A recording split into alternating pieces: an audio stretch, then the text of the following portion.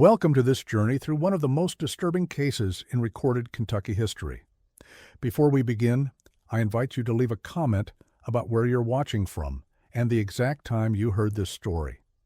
We're interested in knowing where and at what times of day or night these documented accounts reach our audience. The Cumberland Mountains of southeastern Kentucky have always harbored secrets beneath their ancient canopy. In the winter of 1890, those mountains would claim two men whose disappearance would puzzle investigators for decades and leave a community forever changed. The case of Caleb Ashworth and Silas Grimwald began as a simple matter of two trappers who failed to return from their expedition. But what investigators discovered would challenge everything they thought they knew about the wilderness and the men who dared to make it their home.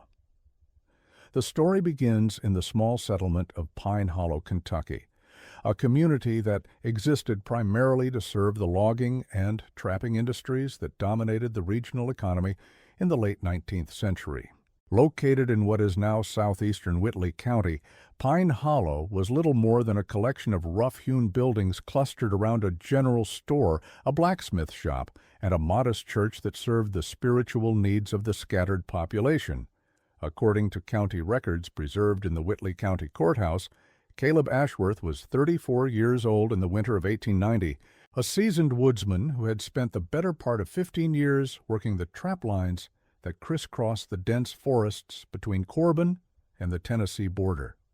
Born in Harlan County to a family of subsistence farmers, Caleb had taken to the woods early, learning the craft of trapping from his maternal uncle, a man known locally as Mountain Pete Harwick, who was said to know every creek, hollow, and game trail within 50 miles of his remote cabin. The Ashworth family had arrived in Kentucky in the 1840s, part of the wave of settlers who moved into the mountain regions following the completion of various transportation routes that made the area more accessible to outside settlement. Caleb's father, Jeremiah Ashworth, had attempted to establish a small farm in the rocky soil of the mountains, but the combination of poor growing conditions and limited market access had made subsistence farming barely viable for supporting a family. Like many young men in similar circumstances, Caleb had been drawn to trapping as a way to earn cash income during the winter months when farming activities were suspended. The fur trade was still robust in the 1870s and 1880s, with demand for quality pelts remaining strong in markets throughout the eastern United States. A skilled trapper could earn more during a single winter season than many farmers could generate from an entire year of agricultural work. Caleb had demonstrated a natural aptitude for the demanding work of wilderness trapping. The profession required not only skill in tracking and capturing animals, but also the physical stamina to work in harsh conditions, the technical knowledge to properly prepare and preserve pelts, and the business acumen to negotiate fair prices with merchants and trading posts. Beyond these practical requirements, successful trapping demanded a psychological tolerance for extended isolation and the constant awareness that a single mistake or moment of inattention could prove fatal in the unforgiving wilderness environment. By 1890, Caleb had established himself as one of the most reliable and successful trappers working the territory between the Cumberland River and the Tennessee state line. Merchants in the region knew they could count on him to deliver quality pelts on schedule, and other trappers often sought his advice on matters ranging from trap placement to weather prediction. His reputation for reliability and fair dealing had made him a respected figure in the small community of professional trappers who worked the Kentucky mountains. Silas Grimwald was younger, 27 years old, but no less experienced in the ways of the wilderness. The son of German immigrants who had settled in the area following the Civil War, Silas possessed what the other trappers described as an almost supernatural ability to read animal sign and predict weather patterns. His family had operated a small tannery on the outskirts of what is now Williamsburg, and Silas had grown up surrounded by the tools and techniques of working with animal pelts.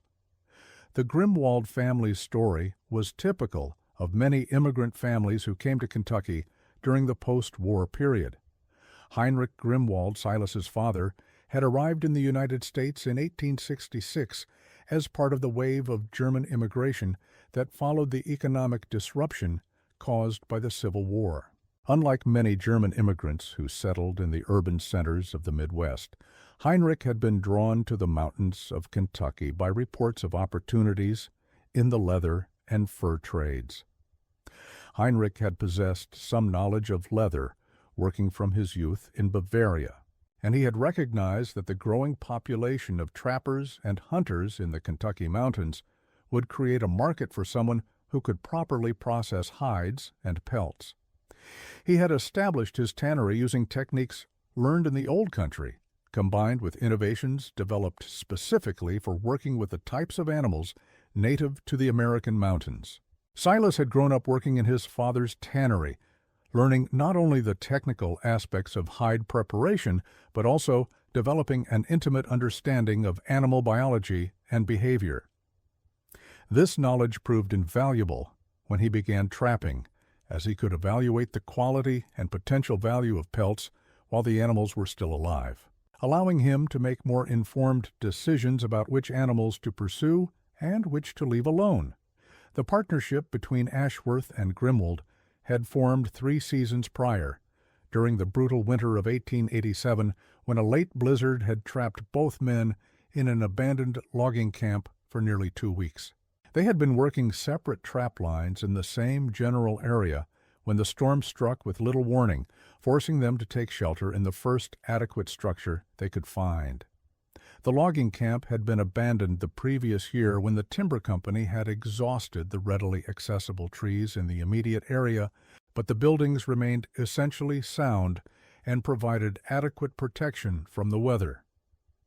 During their forced cohabitation, the 2 men had discovered that their different but complementary skills made them more effective when working together than either could be working alone. Caleb's extensive knowledge of the local terrain and his ability to locate productive trapping areas combined well with Silas's expertise in animal behavior and pelt preparation.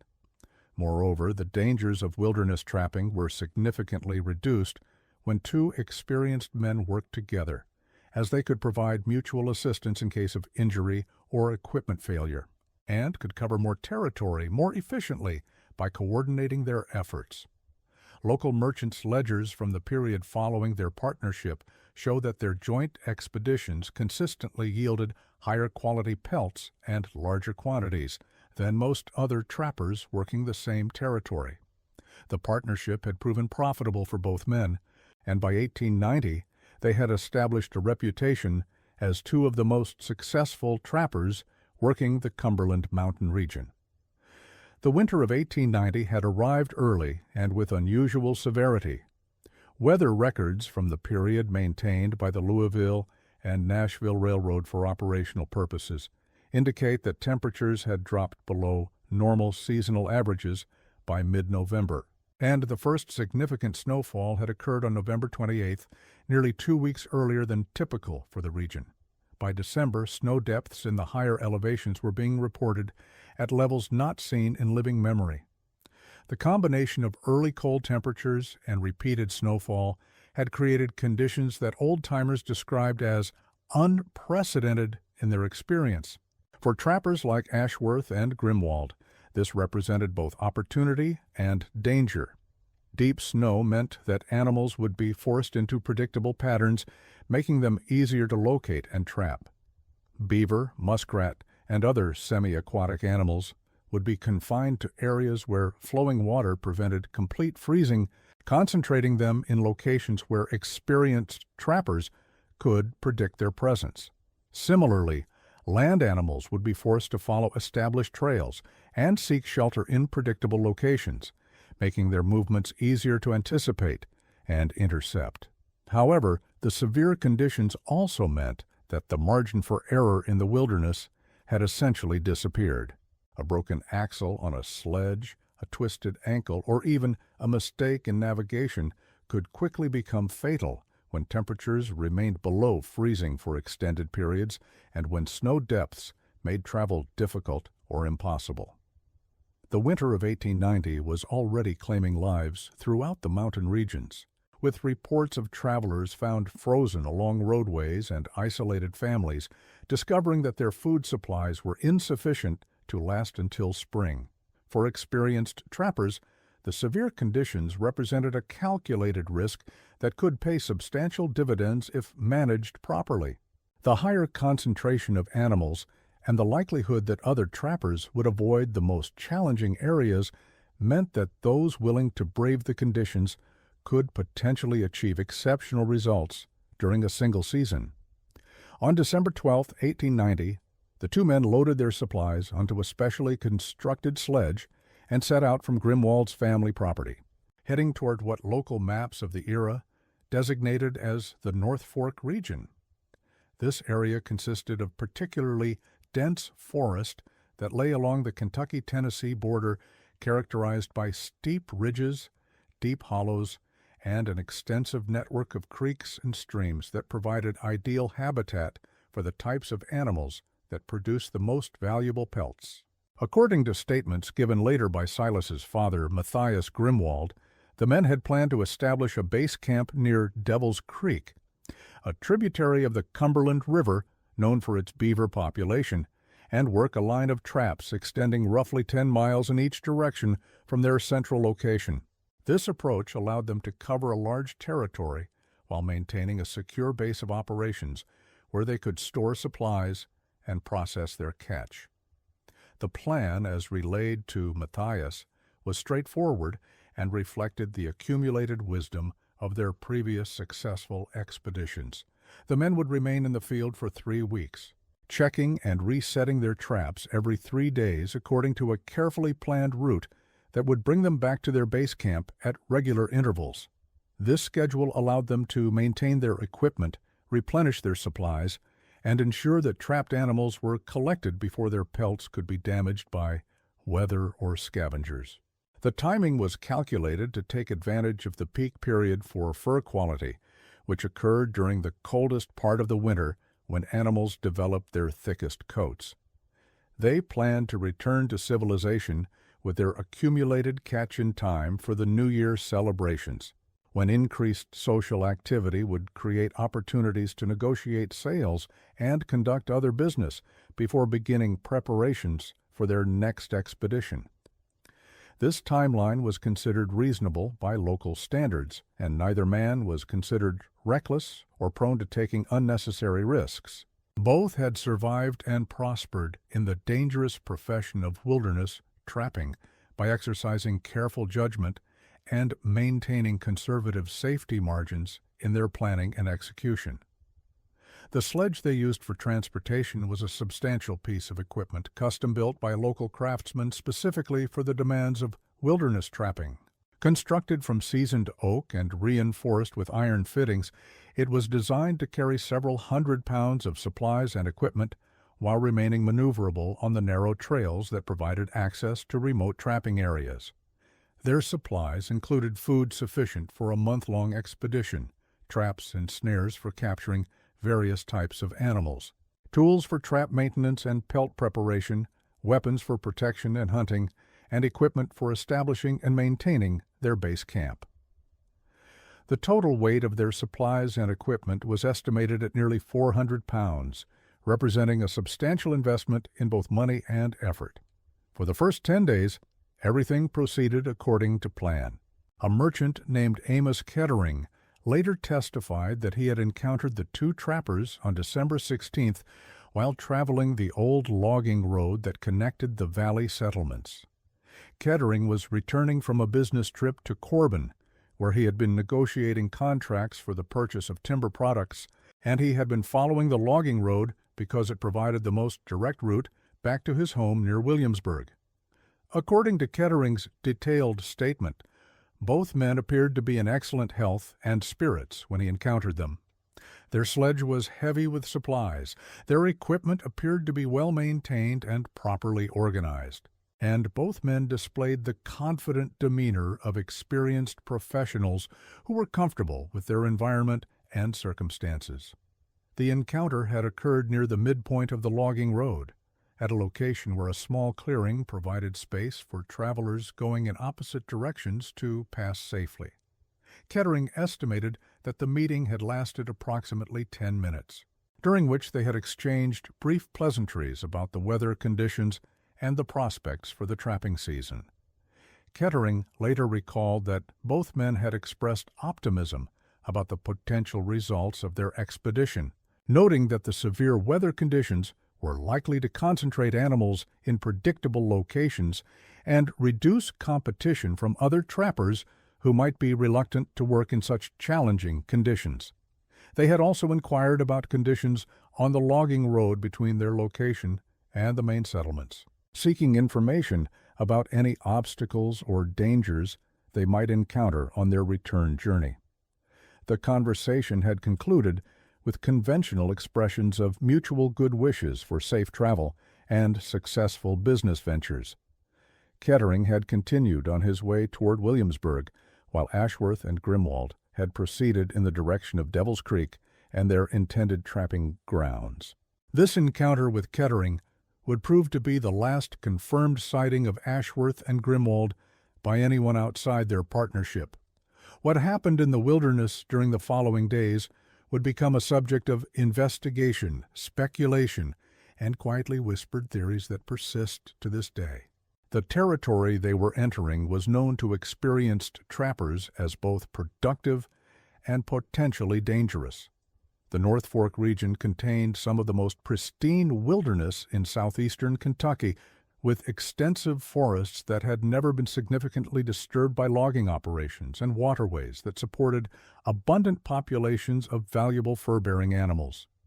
However, the same characteristics that made the area attractive to trappers also made it attractive to individuals who preferred to avoid contact with law enforcement and settled communities. The remote location, difficult access, and limited traffic made it an ideal refuge for deserters, criminals, and others who had reasons to remain hidden from authority. Reports had circulated for several years about encounters with hostile strangers in the remote areas of the Cumberland Mountains, though these reports were often dismissed as exaggerated or unreliable. The culture of the mountain communities placed great value on self-reliance and personal independence, and many residents were reluctant to admit that they had been intimidated or threatened by anyone they might encounter in the wilderness. Moreover, the economic importance of trapping and hunting to the local communities created strong incentives to minimize any factors that might discourage individuals from pursuing these activities.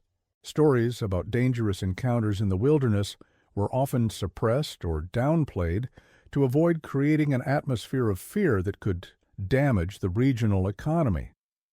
When Ashworth and Grimwald failed to return by January 2, 1891, their absence was initially attributed to the severe weather conditions that had persisted throughout the latter part of December.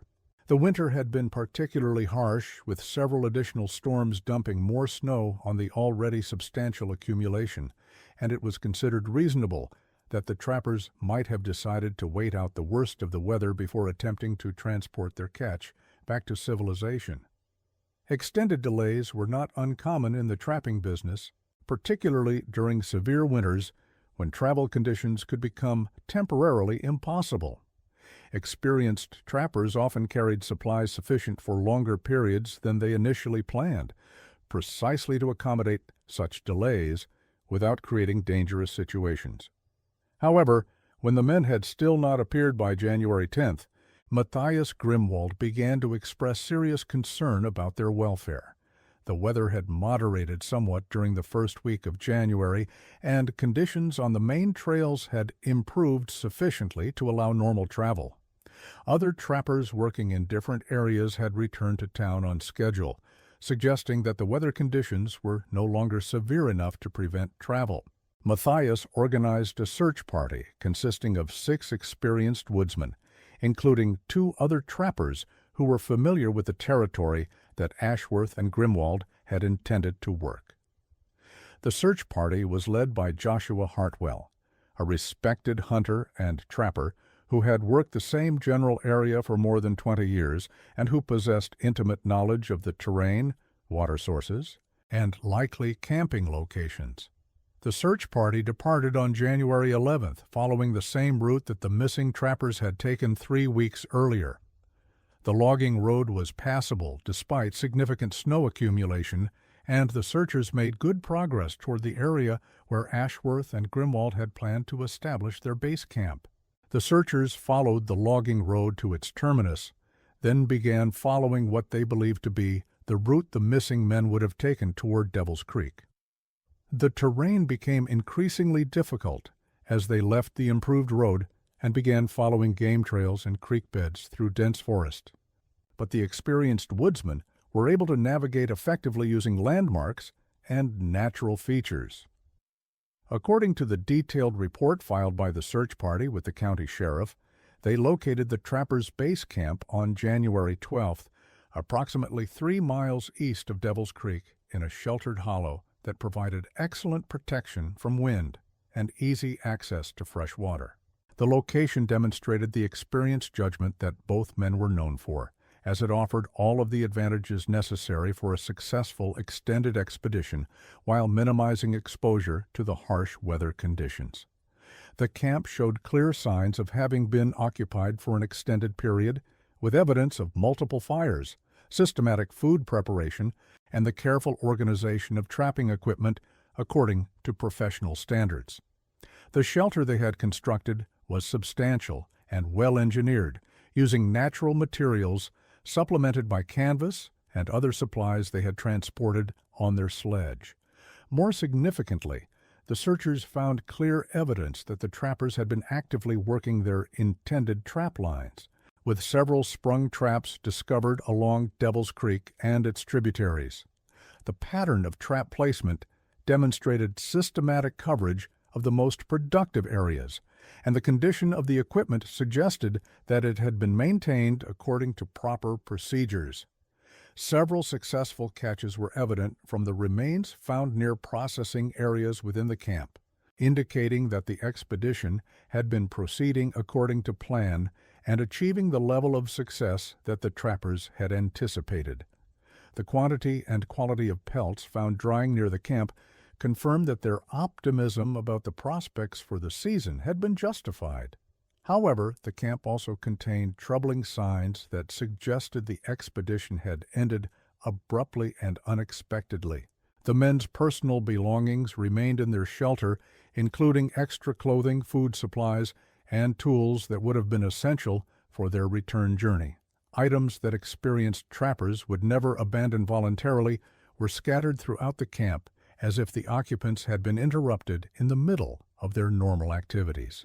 The sledge they had used to transport their equipment sat exactly where it had been positioned when the camp was established, loaded with processed pelts that represented several weeks of successful trapping.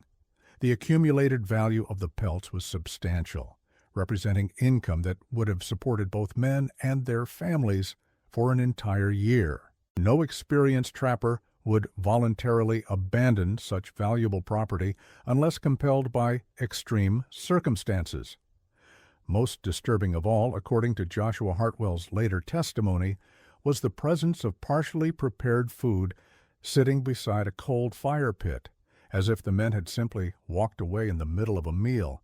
Cooking utensils were arranged as if they had been in active use when suddenly abandoned, and partially consumed food remained in the bowls and plates.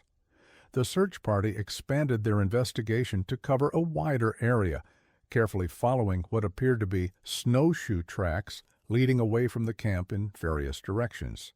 These tracks led them along a network of game trails and creek beds that the trappers had apparently been using to access their trap lines and check their equipment. The pattern of the tracks suggested systematic trap checking rather than flight or pursuit. There was no evidence of unusual haste, no indication of panic or disorder, and no sign that the men had been attempting to pack up their camp for departure. The tracks appeared to represent normal operational activity consistent with the trappers' established routine.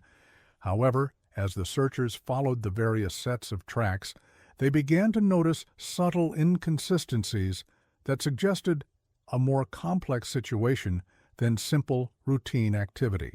Some tracks appeared to show evidence of backtracking and repetitive movements that seemed inconsistent with efficient trap checking, while others led to areas where no traps had been placed. The most extensive set of tracks led northeast from the camp, following Devil's Creek upstream toward its confluence with a smaller tributary that local hunters knew as Serpent Run. This creek was known for its beaver population and was considered prime trapping territory, making it logical that the men would have devoted significant attention to working this area. The search party followed these tracks for approximately 2 miles before encountering an area where the snow showed significant disturbance. The site was located on a relatively flat area near the confluence of the 2 creeks, in a location that would have provided easy access to multiple trap lines while offering good visibility of the surrounding terrain. According to Hartwell's later testimony, the snow in this area had been churned up considerable, with evidence of multiple individuals having moved about in a relatively confined space. The disturbance was extensive and appeared to represent much more activity than would be expected from 2 trappers simply checking and maintaining their equipment. The disturbed area measured approximately 30 feet in diameter, with numerous overlapping footprints and evidence of objects having been dragged through the snow. Some of the impressions appeared to be much larger than would be made by the snowshoes that Ashworth and Grimwald were known to use, suggesting the presence of additional individuals with different equipment. Most puzzling was evidence suggesting that some type of struggle or confrontation had occurred at the site. Snow had been scattered and compressed in patterns that suggested rapid movement and possible physical conflict, though no blood or other evidence of injury was discovered despite careful examination. Beyond the disturbed area, the tracks continued toward Serpent Run, but they became increasingly difficult to follow as the searchers approached the water. The final clear prints were found approximately 20 yards from the creek bank, at which point all trace of the missing men simply vanished. The searchers conducted an intensive examination of the area around the creek, looking for any indication of what had happened to the men whose tracks had led to this point. They checked both banks of the creek for signs that the men had crossed the water, examined the ice formations for evidence of breakthrough, and searched downstream for any objects that might have been carried away by the current. Despite their extensive efforts, no further sign of Ashworth or Grimwald was discovered. The tracks simply ended at a point near the creek, with no indication of where the men had gone or what had happened to them.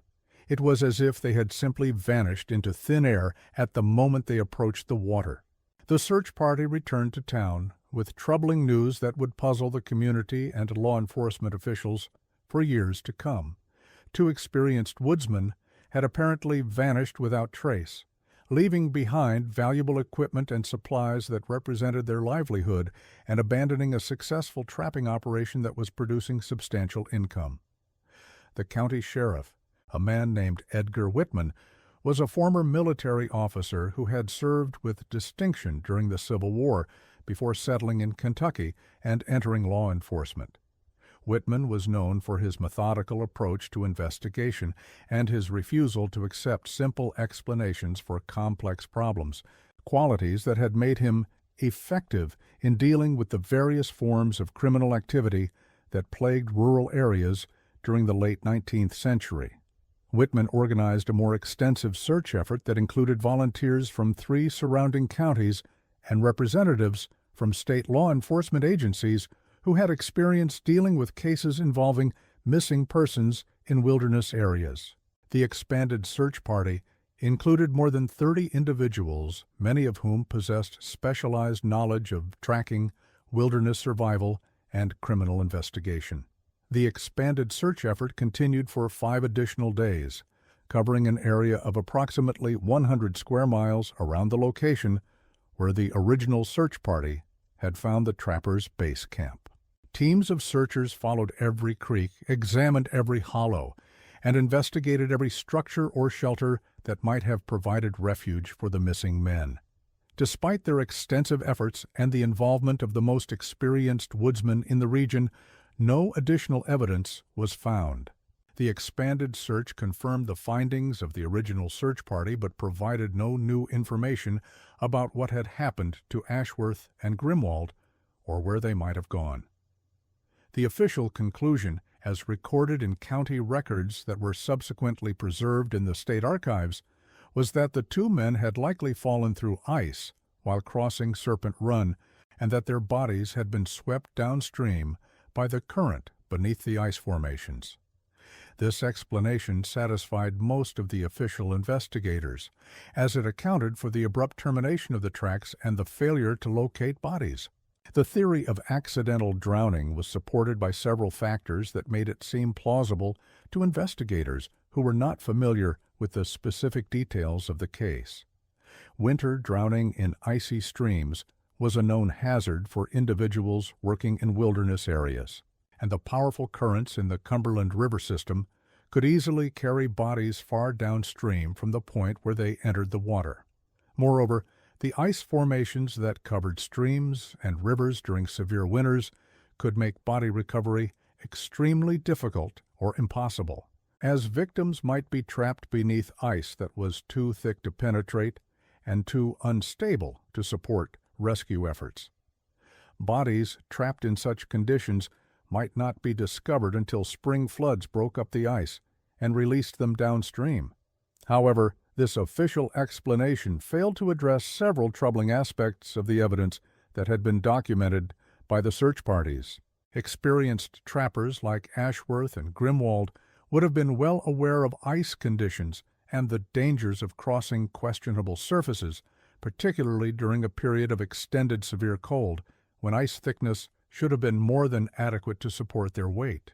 Moreover, local conditions in late December and early January had been consistently below freezing for several weeks, which should have created stable ice formations on the smaller creeks and tributaries like Serpent Run.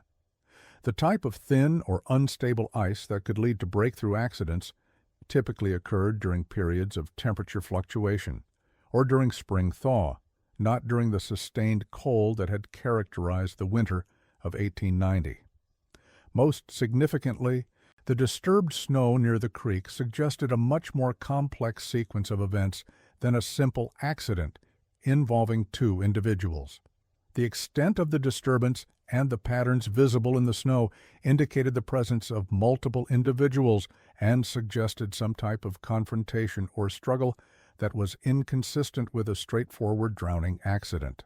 Among the search party members and other experienced woodsmen who had examined the evidence, a different theory began to emerge.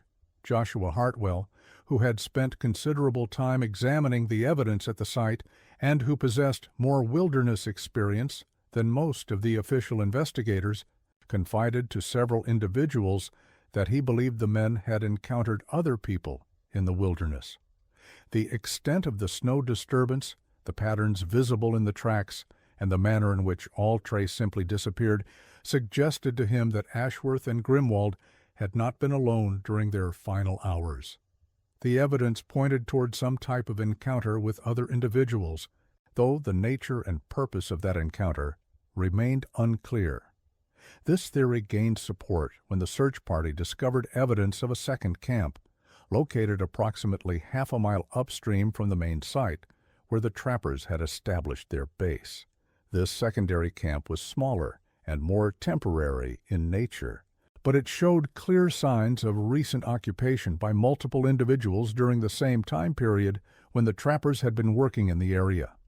The secondary camp was located in a concealed position that would not have been visible from the main trail system, and that could only be accessed by individuals who possessed detailed knowledge of the local terrain.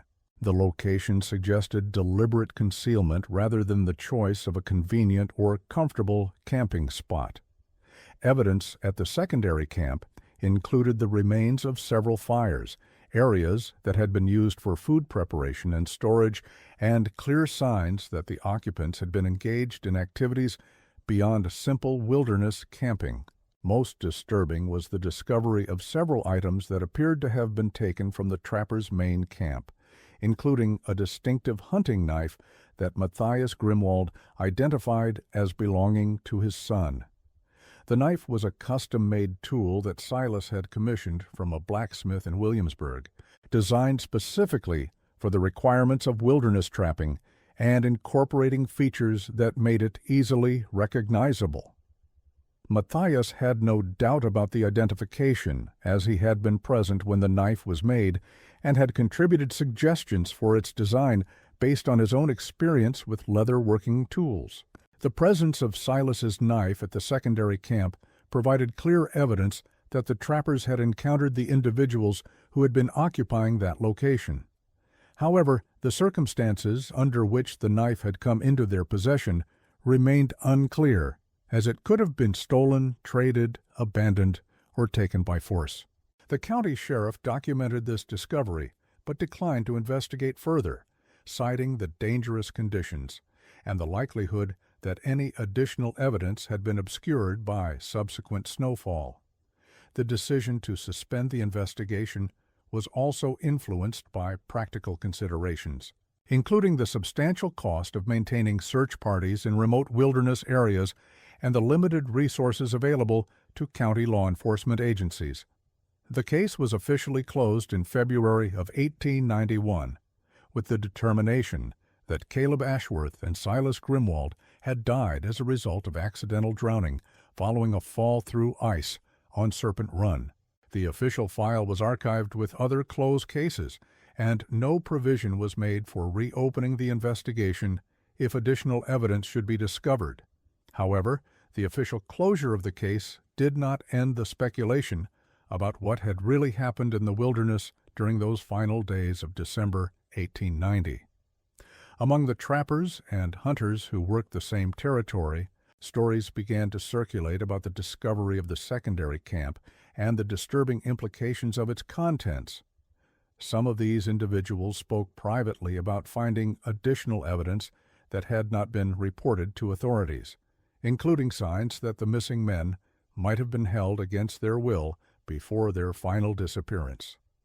These accounts were difficult to verify, as the witnesses were often reluctant to provide detailed statements or to identify specific locations where they claimed to have found evidence.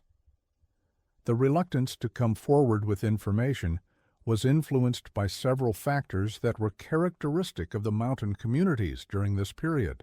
The culture of self-reliance and independence that prevailed in these areas created a strong preference for handling problems within the community rather than involving outside authorities who were often viewed with suspicion or distrust. Moreover, many residents of the region had economic reasons to avoid attracting attention from law enforcement officials.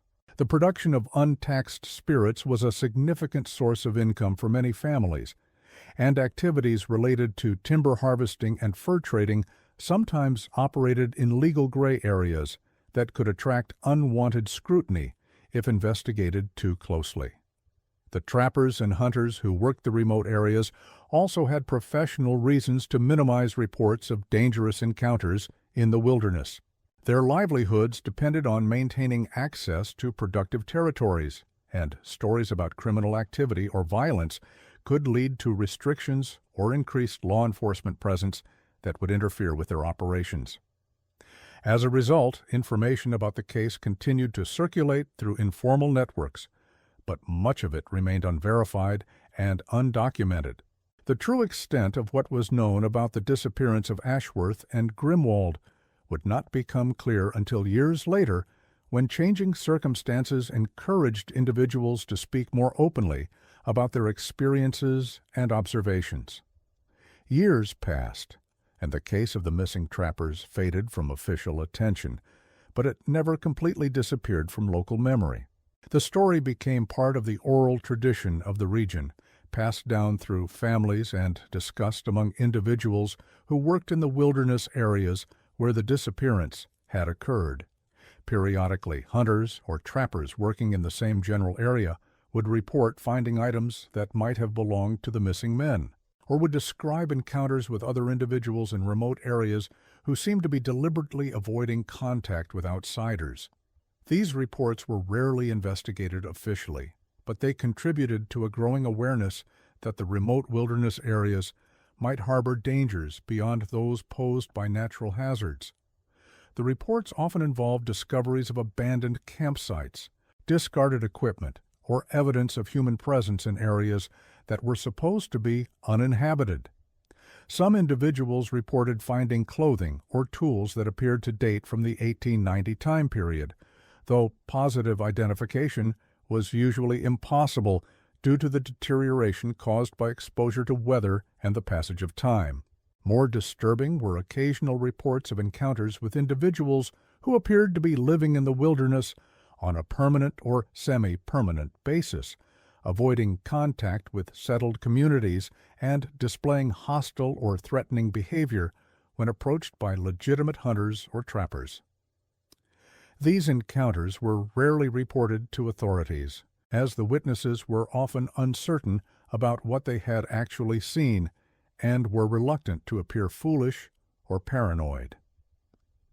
In the spring of 1897, nearly 7 years after the original disappearance, a trapper named Mordecai Blackthorne made a discovery that would reignite interest in the case and provide new evidence about what had happened during that winter of 1890. Blackthorne was an experienced woodsman who had been working trap lines in the region for more than a decade, and he possessed the type of intimate knowledge of the terrain that allowed him to notice subtle changes or anomalies that might escape the attention of less experienced observers. Blackthorne had been working a line of traps along Serpent Run when he noticed something unusual protruding from the bank where spring floods had caused significant erosion.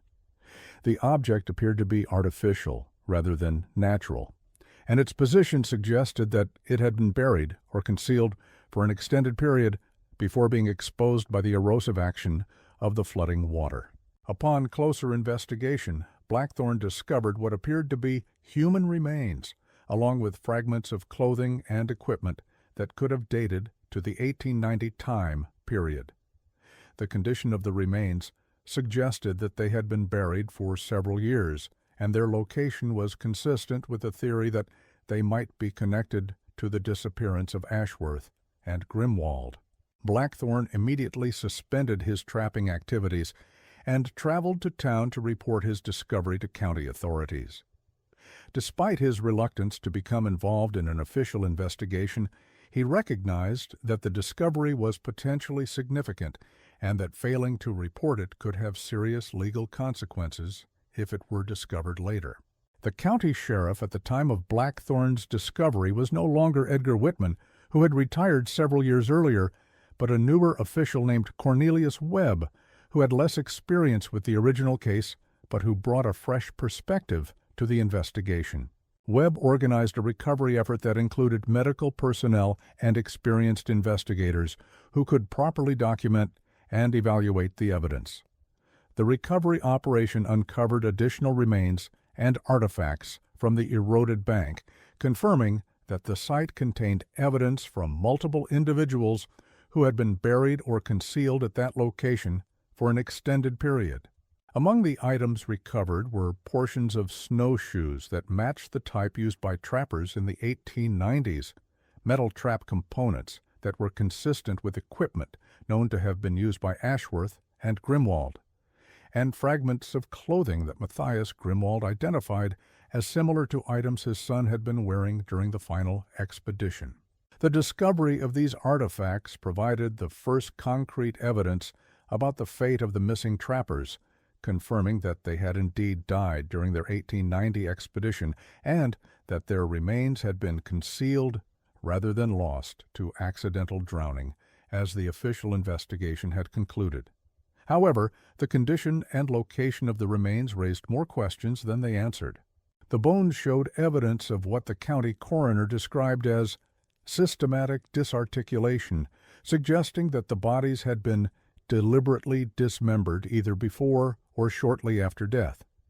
This evidence was inconsistent with accidental death and pointed clearly toward foul play. Moreover, The location where the remains were found was nearly 5 miles downstream from where the trappers had last been seen, and the artifacts were buried in layers of sediment that suggested they had been deliberately concealed, rather than simply washed downstream by natural forces. The systematic burial of the remains and artifacts indicated careful planning and a deliberate effort to prevent discovery.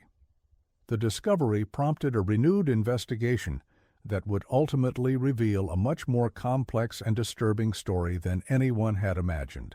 Sheriff Webb, who had fewer connections to the established power structure than his predecessor, and who was more willing to pursue uncomfortable lines of inquiry, began a comprehensive review of the evidence and a systematic effort to locate witnesses who might have information about the case.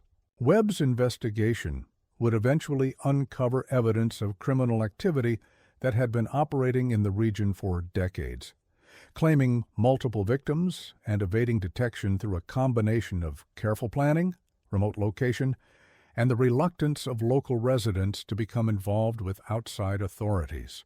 The case of Ashworth and Grimwald would prove to be only the beginning of a much larger and more sinister story.